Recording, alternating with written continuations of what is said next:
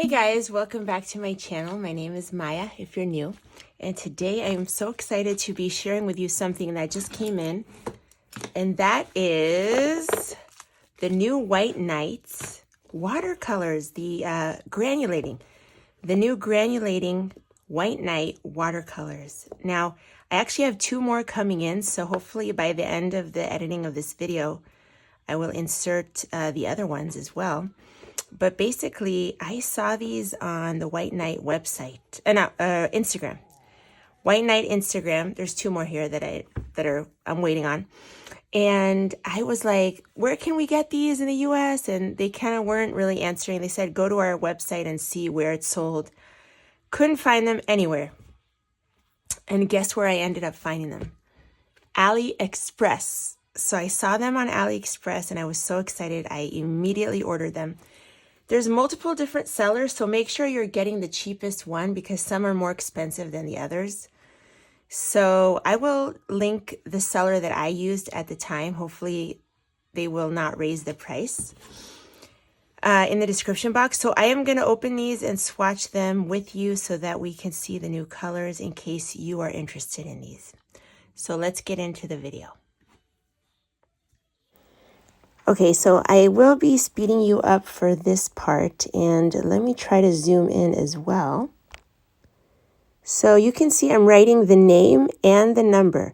Now the number is written on the side of the actual plastic holder of the little tub of the watercolor. It's written on the side there, but I am going to keep all the papers. It's a good idea to keep the wrapping of the watercolors in your journal so that you have a record of what colors you have in case you want to ever order more or open stock, stuff like that.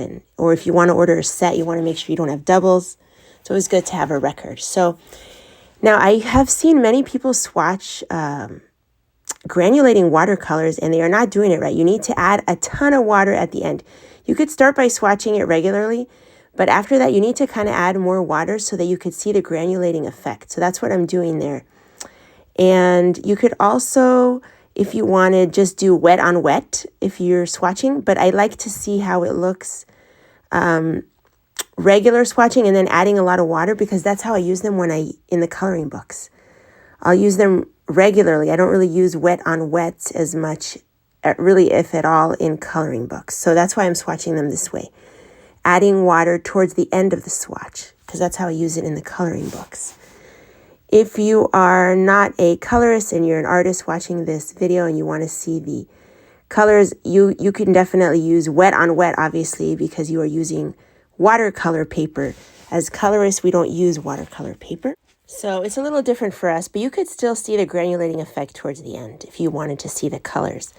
So you could see I'm just writing the name, the number, and look at that beautiful granulation. Here are the two extra ones that came in later. So the two that came in later that I swatched, and I couldn't find the footage of me swatching it. I apologize. So, but these are them right here. Red Mystery and Green Mystery. Oh, I forgot to write the number. I'll write that in later. But you could see the beautiful granulating effect once they are dry. And for those of you that don't know, granulating means that the pigments separate. There's different pigments and they separate to create this really cool effect. This like watercolor effect. These would be amazing for aged buildings, you know, like in Italy, like if you wanted to do just any old buildings, it would be beautiful, these colors. And I use them for many different things, clouds and different things, water, coloring water, and you could do backgrounds, beautiful backgrounds with these. So I put them in here. This is a tin that I got from my wonderful viewer, Marina, in Russia. She sent me some White Nights, but the ones that she sent me, I moved to my bigger palette. And so I had this palette, and it perfectly fit all the colors of the new granulating colors. So here are I made another smaller swatch of like the palette so that I could put it in my little watercolor. I have like well, it's not just watercolor, my little swatch book. This is just a photo album thing from Daiso. And I use it for like as a little swatch thing. So I'm going to put it in here. But this was my initial swatch just to play with them and see them for the first time. And of course, as I said, I put them in the, I kept the wrappers as a record, and I put them in my coloring journal. So this is my coloring journal. A lot of people ask me, it's a Hobonichi, and these covers come separately. So go watch my coloring journal video if you want to know more about that. But I will say, first of all, I want to say, make sure you find a cheap seller, because there are sellers that have different prices. When I purchased them, they were $4 per watercolor, which is an amazing deal. $4 per US dollars. Okay, so now the only bummer is that the papers stick to it. The binder that they use, I think one of my viewers told me they use honey as a binder or something like that. And so it's sticky. They're sticky. And the paper, the wrapper that they wrap it in kind of sticks to it. So it takes a while to get it off. I didn't get it all off yet, but you kind of have to get it off with water with your brush and kind of get it off. So I still have some that are not fully off, which is annoying, but I will work on that later. But yeah, those are the colors. I hope you enjoy the video. I'm actually going to do a little demo using them soon in the coloring book, but I will leave the link of the AliExpress link below where I purchased them. I hope it's still the same price. So I am going to be doing a little demo in this book, Women's Wisdom. I will leave the link below, but I also have an Amazon storefront where all my products will be linked. I'll link this brush too, because people always ask me about it. And I don't put water in it. I actually dip it in the water because it's very comfortable to hold. It's a perfect size. It doesn't hold too much water, so it's good for coloring books because coloring books can't take a lot of water. And as I said in my previous video, whoever saw my flip through of another book, Epic Love, I mentioned that I cut the tip off. So the tip is a little longer originally, which makes it a little harder for coloring. So I just cut a little bit off, and that will give you more control, make it easier. So I did use the granulating watercolors. There is pencil on top here as well, but on the clouds, I used this color, Rose Dream. You can see that beautiful granulating. So I am going to show you here that I'm using it. Now, if you saw my watercolor video, eight tips for watercolor beginners in coloring books, I mentioned that you put your watercolor on a middle ground. Put it on the palette so you have control. You know how much watercolor to use. That is a good tip for beginners. And I still do that. Not always, but a lot of times I will do that. So what I do is I put a little bit like this, the darkest part where I want, and then I take water and kind of move it up, and that will also give it the granulation and make it a little lighter as I go up. So I'm creating like a gradient, just like you would with pencils, but without pencils. And I do section by section. See that? So then I will do like another section. So that's how I do it. And then when it's dry, you could always add more color, or you could add pencil on top.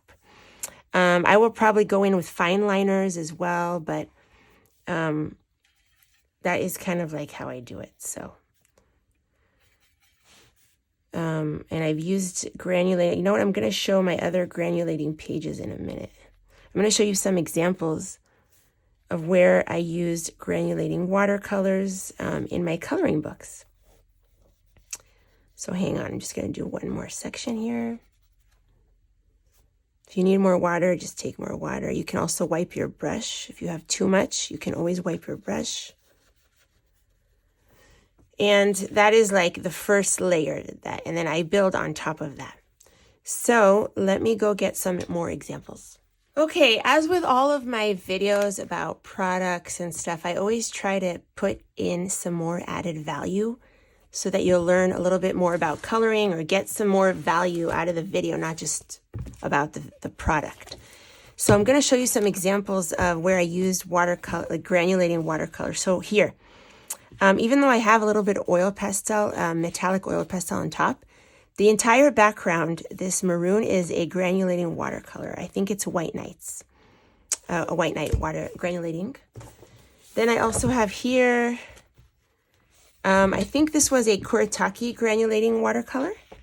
I did the entire background here, and you can kind of see it separate. It separates into like this light purple, and it just has a really cool effect. I did add a little pencil on top, but the entire background is that a granulating watercolor, and it just creates its own beautiful effect. You don't need to do much.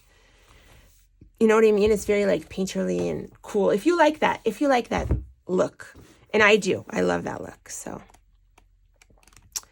might not be everyone's cup of tea. I don't know if this is granulating. No. So right here, I used in this area of the sky, these little maroony. I used granulating watercolor. I think it was Kuretake. You can see here that it separates into like from like a magenta maroon into like a light blue and has some pink in it too. So you can kind of see that. It's beautiful. And so for skies, clouds, galaxy, it's beautiful.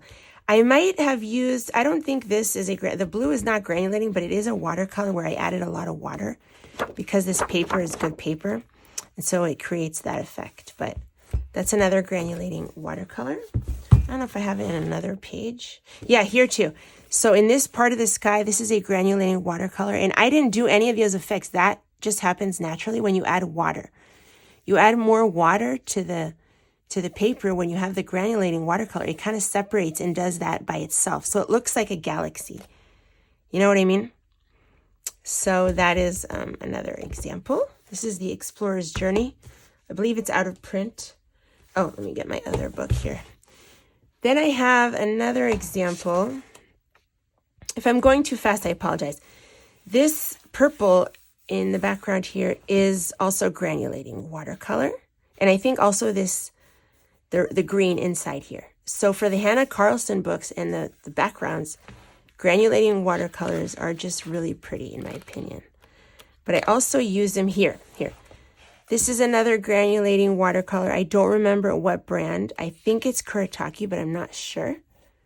The Kuretake ones are stunning. But yeah, this is, actually I'm not sure if it's Kuretake. I don't remember, I apologize. But you see that effect? It's beautiful. It just separates and does its own thing. And then I added more color here, and then towards the top, I had more water, so it's not as much color. So it's natural kind of gradient.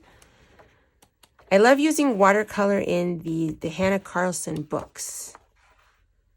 Any granulating here? No. This is a granulating background. It's the first layer, so I probably will add more to this, but this is just one layer of a granulating watercolor, just straight kind of coloring and blending it out with water. That's what it looks like. And you can add to this. You can add more media on top of it, like pencils. You can smudge some oil pastels or gelatos or anything on top of that, or more watercolors, you know. What else? Here, I don't think this is granulating. No. And here also, these are watercolors, but not granulating.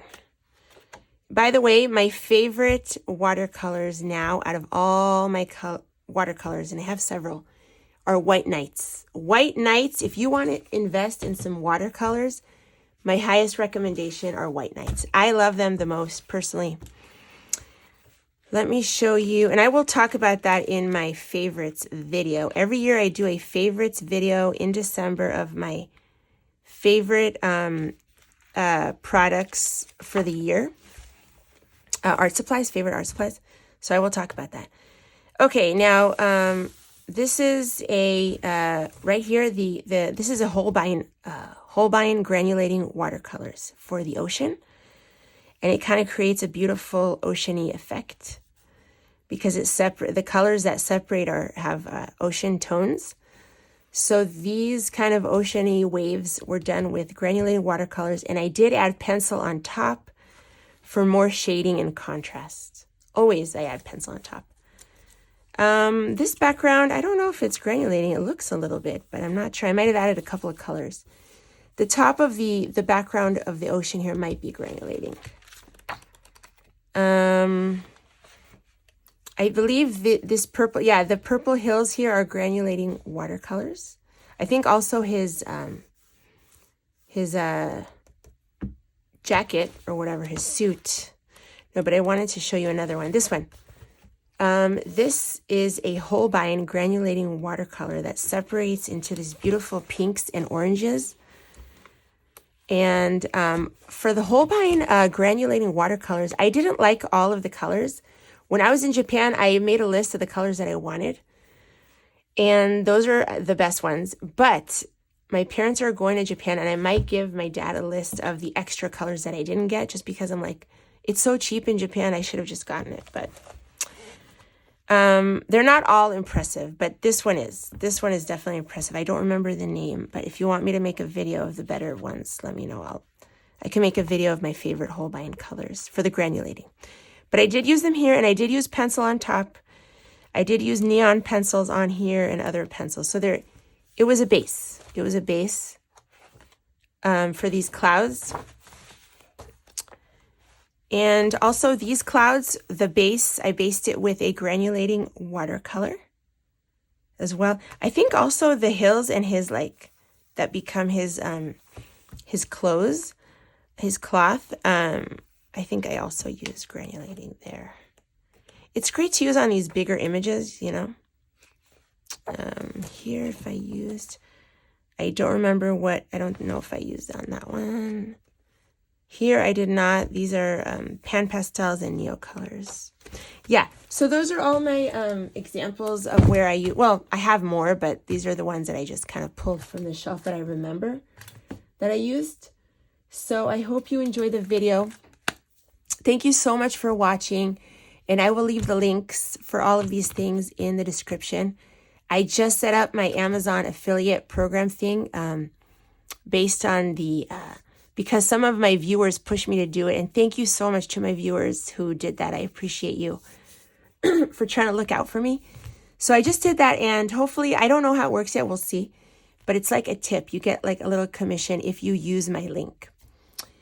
I hope you're enjoying your coloring this month, and I will see you in the next video. Bye, everyone.